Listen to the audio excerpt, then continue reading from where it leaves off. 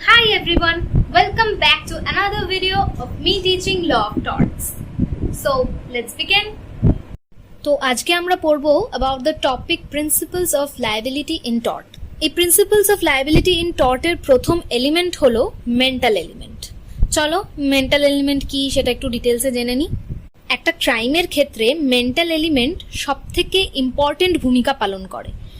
Criminal liability prove করার জন্য শুধু অ্যাক্ট বা অমিশনটা থাকলেই হয় না, একটা গিলটি মাইন্ড বা লয়ের ভাষায় যেটাকে মেন্স রিয়া বলা হয় সেটাও কিন্তু থাকতে হয়।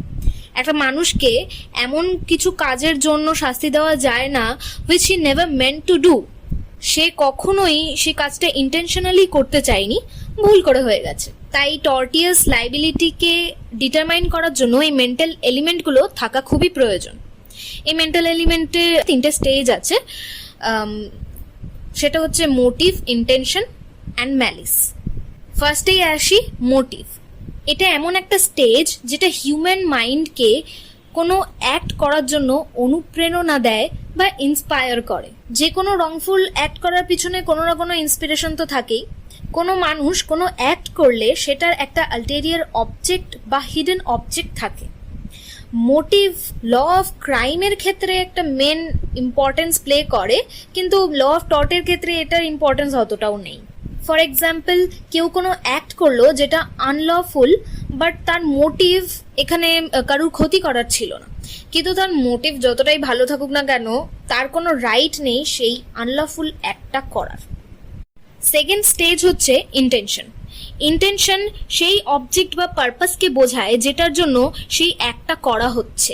কোনো পার্সনের ইন্টেনশন ডিটারমাইন করা একটা কঠিন কাজ, কিন্তু তার করা অ্যাক্টের কন্ডাক্টের দ্বারা এটা ডিটারমাইন করা যায়। ইন্টেনশনও কিন্তু ল অফ টর্টের ক্ষেত্রে ইররিলেভেন্ট। ইন্টেনশনের একটা এক্সাম্পল দেখে নিই চলো। পার্সন এ পার্সন বি এর কোনো লিগাল রাইটস ভায়োলেট করলো, কিন্তু সেটা করার কোনো ইন্টেনশন পার্সন এর ছিল না। Still, person A would be liable to pay damages for the violation of the legal rights of person B. Intention না থাকলেও ক্ষতি যখন হয়েছে তাকে damages pay করতেই হবে। Now the third stage, which is malice.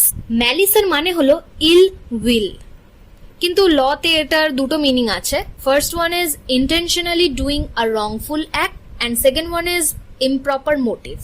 Intentionally doing a wrongful act মানে কোনো wrongful act কে intentionally করা, and improper motive এটাই ডিনোট করে যে wrongful actটা কোনো মোটিভ নিয়ে করা যেটার মধ্যে শুধু ill will না, অন্য সেই সব মোটিভও ইনক্লুডেড যেটা কিনা prohibited by law. এই ম্যালিসের দুটো কাইন্ডস আছে, malice in fact and malice in law. Malice in fact এটার মানে হলো কোনো ইন্ডিভিজুয়ালের প্রতি কোনো অ্যাক্ট করা উইথ ইল উইল। এক্ষেত্রে রংফুল অ্যাক্টটা ইন্টেনশনালি করা হয় কোনো জাস্ট কজ অর এক্সকিউজ ছাড়াই, কিন্তু কোনো মোটিভ থাকে না এটা। সেকেন্ড হচ্ছে ম্যালিস ইন ল। এটাতেও কোনো পার্সন ইন্টেনশনালি রংফুল অ্যাক্ট করে এবং সেটায় তার ইন্টেনশন এবং মোটিভ দুটোই থাকে। তাহলে ম্যালিস ইন ফ্যাক্টে ইন্টেনশন থাকে, মোটিভ থাকে না, কিন্তু ম্যালিস ইন লতে ইন্টেনশন আর মোটিভ দুটোই থাকে। এখানেই আমি তিনটে টার্মের ব্যাপারে বলে রাখি। ফার্স্ট হলো ম্যালফিসেন্স। এটার মানে কোনো আনলফুল অ্যাক্ট কমিট করা যেটা অ্যাকশনেবল বাই ল। এটার ক্ষেত্রে মোটিভ বা ইন্টেনশন প্রুফ করার কোনো প্রয়োজন পড়ে না। সাধারণত দেখা যায় পাবলিক এমপ্লয়িজ অ্যান্ড পাবলিক অফিসিয়ালসরা এটা কমিট করে অ্যান্ড তাদের পাওয়ারকে অ্যাবিউজ করে। ফর এক্সাম্পল, পার্সন এ যদি পারমিশন ছাড়াই পার্সন বি এর গার্ডেনে এন্টার করে তাহলে সে ট্রেস পাস করছে, সেক্ষেত্রে ম্যালফিসেন্স হিসাবেই সেটাকে ট্রিট করা হবে। Second one is misfeasance. এটার মানে হলো আনলফুল ওয়েতে কোনো লিগাল অ্যাক্ট পারফর্ম করা। কোনো লফুল অ্যাক্ট পারফর্ম করার জন্য সেটা একটা লফুল ওয়েতেই পারফর্ম করতে হবে। যখনই সেটা কোনো আনলফুল ওয়েতে পারফর্ম করা হচ্ছে সেটাকেই বলা হচ্ছে মিসফিসেন্স।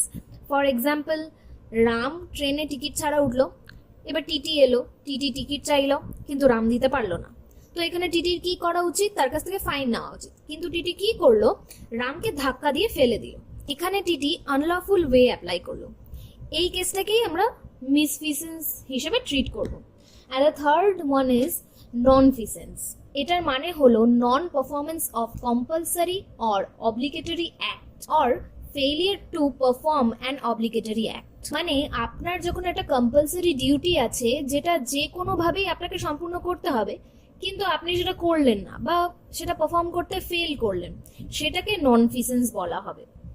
ফর এক্সাম্পল, যদি কোনো স্টেশনে প্ল্যাটফর্ম ভাঙা থাকে আর সেটার জন্য যাত্রীরা ট্রেন ধরতে গিয়ে পড়ে যায়, সেক্ষেত্রে বলা যাবে যে রেলওয়ে অথরিটি তার ডিউটি পারফর্ম করতে অক্ষম বা অসফল হয়েছে।